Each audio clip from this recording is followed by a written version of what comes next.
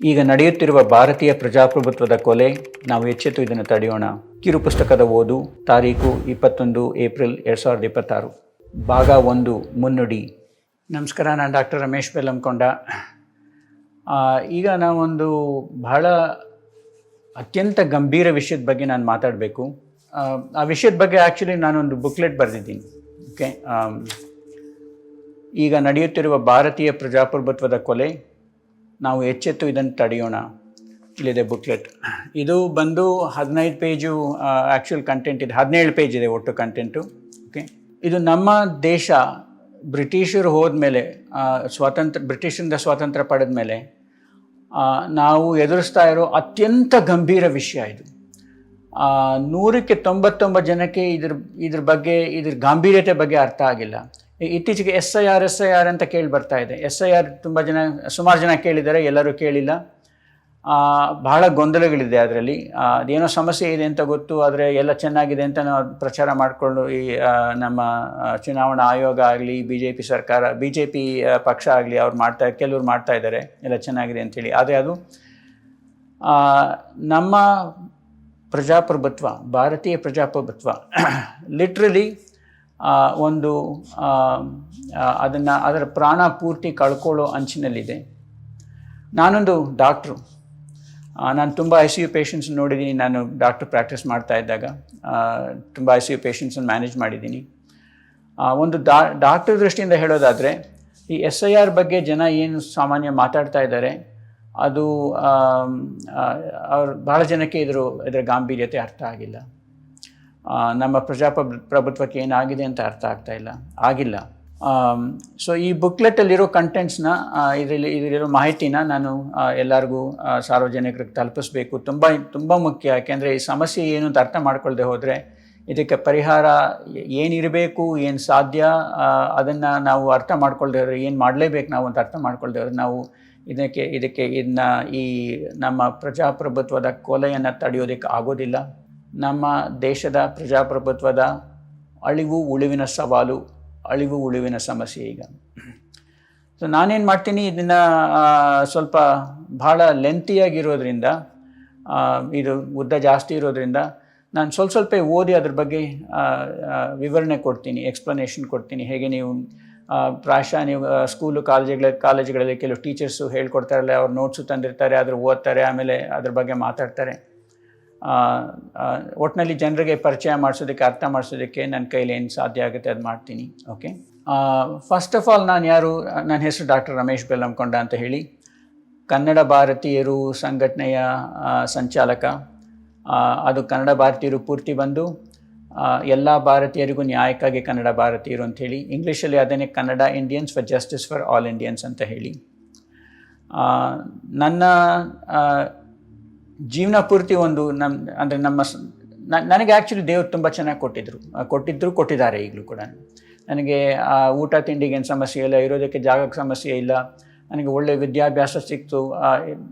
ಬಹಳ ಜನ ನನಗೆ ಅನುಕೂಲ, ನನ್ನ ಜೀವನದಲ್ಲಿ ನಾನು ಮುಂದೆ ಬರೋದಕ್ಕೆ ಅನುಕೂಲ ಮಾಡಿಕೊಟ್ಟಿದ್ದಾರೆ. ನಾನು ಬಹಳ ಕೃತಜ್ಞ ಎಲ್ಲರಿಗೂ. ಆದರೆ ನಮ್ಮ ದೇಶದಲ್ಲಿ 90% ಜನಕ್ಕೆ, ಅಂದರೆ 100ಕ್ಕೆ 90 ಜನಕ್ಕೆ ಅಷ್ಟು ನನಗೆ ಸಿಕ್ಕಿರೋ ಅಷ್ಟು ಅವಕಾಶ ಸಿಕ್ಕಿಲ್ಲ. ಎಲ್ಲರಿಗೂ ಸಿಕ್ಕಬೇಕು ಆ್ಯಕ್ಚುಲಿ. ಸೊ ನನ್ನ ಉದ್ದೇಶ ಏನಂದರೆ, ಪ್ರತಿ ಮಗು, ಮಹಿಳೆ ಮತ್ತು ಪುರುಷ ಬಡತನದ ಹೊರೆ ಇಲ್ಲದೆ, ಸಾಮಾಜಿಕ ದಬ್ಬಾಳಿಕೆ ಇಲ್ಲದೆ ಪೂರ್ಣವಾಗಿ ಅರಳುವ ಕರ್ನಾಟಕವನ್ನು, ಭಾರತವನ್ನು ಕಟ್ಟೋಣ ಅಂತ ಹೇಳಿ. ಈ ಬುಕ್ಲೆಟ್ ಏನಿದೆ, ಒಂದು ಕಿರು ಹೊತ್ತಿಗೆ ಅಂತ ಅನ್ಬೋದು, ಕೈಪಿಡಿ ಅಂತ ಅನ್ಕೋಬೋದು. ಭಾರತದ ಪ್ರಜಾಪ್ರಭುತ್ವವನ್ನು ಉಳಿಸೋದಕ್ಕೆ ಯಾರಿಗೆ ಇಚ್ಛೆ ಇದೆಯೋ ಅವರೆಲ್ಲರಿಗೂ ಇದೊಂದು ಒಳ್ಳೆ ಕೈಪಿಡಿ ಇದು. ಓಕೆ, ಇದ್ರ ಬಗ್ಗೆ ವಿಡಿಯೋ ಮೂಲಕ ಇದು ಪರಿಚಯ ಮಾಡಿಸೋದಕ್ಕೆ ಪ್ರಯತ್ನ ಮಾಡ್ತೀನಿ. ಅದರ ಜೊತೆಗೆ ಈ ಬುಕ್ಲೆಟ್ ಡೌನ್ಲೋಡ್ ಮಾಡ್ಕೊಳ್ಳೋದಕ್ಕೆ ನಮ್ಮ ಒಂದು ವೆಬ್ಸೈಟ್ ಲಿಂಕನ್ನು ಕೊಡ್ತೀವಿ. ಓಕೆ, ಈ ಸಮಸ್ಯೆ ಬಗ್ಗೆ ಒಂದು ಸಂಕ್ಷಿಪ್ತವಾಗಿ ಒಂದು 2-3-4 ನಿಮಿಷದಲ್ಲೇ ಹೇಳೋದಾದರೆ ಅದು ಓದ್ತೀನಿ. ಅದೊಂದು ಶೀಟ್ ಇದೆ. SIR ಹಾಗೂ ಅದರ ಸಮಸ್ಯೆಗಳ ಬಗ್ಗೆ ಬಹಳಷ್ಟು ಚರ್ಚೆಗಳು ನಡೆಯುತ್ತಿವೆ. ಒಬ್ಬ ವೈದ್ಯನಾಗಿ ನನಗೆ ಕಾಣುವುದು, ಬಹಳಷ್ಟು ಜನ ಚಿಹ್ನೆಗಳು ಮತ್ತು ಲಕ್ಷಣಗಳ ಬಗ್ಗೆ ಮಾತಾಡ್ತಾ ಇದ್ದಾರೆ, ಮೂಲ ಕಾಯಿಲೆ ಮತ್ತು ಅದರ ಬೇರಿನ ಬಗ್ಗೆ ಮಾತಾಡ್ತಾ ಇಲ್ಲ.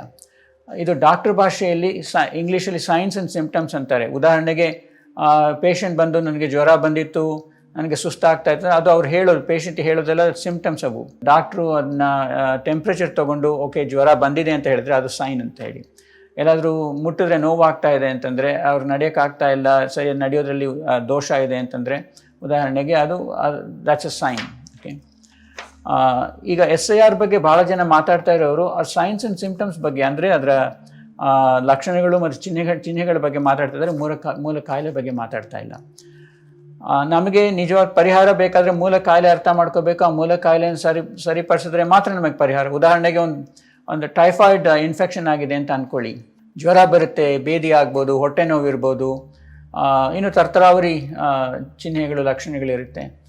ಆದರೆ ಅದು ಟೈಫಾಯ್ಡ್ ಇನ್ಫೆಕ್ಷನ್ ಏನು ಅಂತ ಇದಾಗಿದೆ ಅಂತ ಅರ್ಥ ಮಾಡ್ಕೊಂಡು ಅದಕ್ಕೆ ಸರಿಯಾಗಿ ಟ್ರೀಟ್ಮೆಂಟ್ ಕೊಟ್ಟರೆ ಆವಾಗ ಅದು ಹೋಗುತ್ತೆ. ಅದು ಹೋಗ್ಲಾಡ್ಸೋದಕ್ಕೆ ಒಂದು ಸಾಧ್ಯತೆ ಇದೆ. ಇಲ್ಲ ಅಂದರೆ ಆಗೋದಿಲ್ಲ. ಬರೀ ಜ್ವರದ ಮಾತ್ರೆ ಕೊಟ್ಟು ಆಮೇಲೆ ಬೇದಿಗೊಂದು ಮಾತ್ರೆ ಕೊಟ್ಟು ಅಥವಾ ಹೊಟ್ಟೆ ನೋವಿಗೊಂದು ಸ್ವಲ್ಪ ನೋವು ಹೋಗೋದಕ್ಕೆ ಅಂತ ಮಾತ್ರೆ ಕೊಟ್ಟರೆ ಅಥವಾ ಇಂಜೆಕ್ಷನ್ ಕೊಟ್ಟರೆ ಅದು ಸಾಲಲ್ಲ, ಕಾಯಿಲೆ ಹೋಗೋದಿಲ್ಲ. ಸೊ ಅದೇ ರೀತಿ ಈಗ ಈ SIR ಸಂಬಂಧ ಕೂಡ ನಾವು ಕಾಯಿಲೆ ಏನು ಅಂತ ಅರ್ಥ ಮಾಡ್ಕೋಬೇಕು. ಕಾಯಿಲೆ ನೋಡಿ ಈ ಥರ ಇದೆ. BJP ಚುನಾವಣಾ ಆಯುಕ್ತರನ್ನು ಆಯ್ಕೆ ಮಾಡುತ್ತೆ. ಆ ಚುನಾವಣಾ ಆಯುಕ್ತರು ಎಲ್ಲ ಕಡೆ ಚುನಾವಣೆ ನಡೆಸ್ತಾರೆ. ಆ ಎಲ್ಲ ಬಹುತೇಕ ಎಲ್ಲ ಚುನಾವಣೆಗಳಲ್ಲೂ ಕೂಡ BJP ಅಥವಾ ಅವರ ಅಲೈಡ್ ಪಕ್ಷಗಳು ಪ್ರಮುಖ ಸ್ಪರ್ಧಿಗಳಾಗಿರ್ತಾರೆ. ಸೊ BJP ಚುನಾವಣಾ ಆಯುಕ್ತರನ್ನು ಆಯ್ಕೆ ಮಾಡಿ ಆ ಚುನಾವಣಾ ಆಯುಕ್ತರು ನಿಷ್ಪಕ್ಷಪಾತವಾಗಿ, ಪ್ರಾಮಾಣಿಕವಾಗಿ, ನ್ಯಾಯಯುತವಾದ ಎಲೆಕ್ಷನ್ಸ್ ಮಾಡೋದಕ್ಕೆ ಸಾಧ್ಯನಾ ಅಂತ ಪ್ರಶ್ನೆ ಬರುತ್ತೆ. ಸೊ ಆ ಚುನಾವಣಾ ಆಯುಕ್ತರು ಎಲ್ಲ ಕಡೆ BJPನ ವಿಜೇತರು ಅಂತ ಘೋಷಣೆ ಮಾಡ್ತಾರೆ. ಇದು ಸಮಸ್ಯೆ. ಈಗಿನ SIR ಅಡಿ ಮತ್ತು ಈಗಿನ ಚುನಾವಣಾ ಆಯುಕ್ತರನ್ನು ಆಯ್ಕೆ ಮಾಡುವ ರೀತಿಯ ಅಡಿ ಭಾರತದ ಪ್ರಜಾಪ್ರಭುತ್ವವು ICU ಅಲ್ಲಿ, ಇಂಟೆನ್ಸಿವ್ ಕೇರ್ ಯೂನಿಟಲ್ಲಿ ಕೋಮಾದಲ್ಲಿದ್ದು ವೆಂಟಿಲೇಟರ್ ಮೇಲಿದ್ದು ಬದಲಾಯಿಸಲು ಸಾಧ್ಯವಾಗದ ಮರಣವನ್ನು ವೇಗವಾಗಿ ತಲುಪುತ್ತಿದೆ. ಈಗಿನ ಚುನಾವಣಾ ಆಯುಕ್ತರನ್ನು ಬಲವಂತವಾಗಿ ರಾಜೀನಾಮೆ ನೀಡುವಂತೆ ಮಾಡಬೇಕು.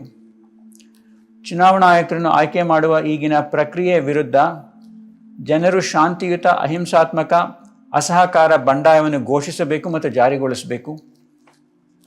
ನಮಗೆ ನಿಷ್ಪಕ್ಷಪಾತ, ಪ್ರಾಮಾಣಿಕ ಚುನಾವಣಾ ಆಯುಕ್ತರನ್ನು ಆಯ್ಕೆ ಮಾಡುವ ಒಂದು ಹೊಸ ಪಾರದರ್ಶಕ ವಿಧಾನ ಬೇಕು.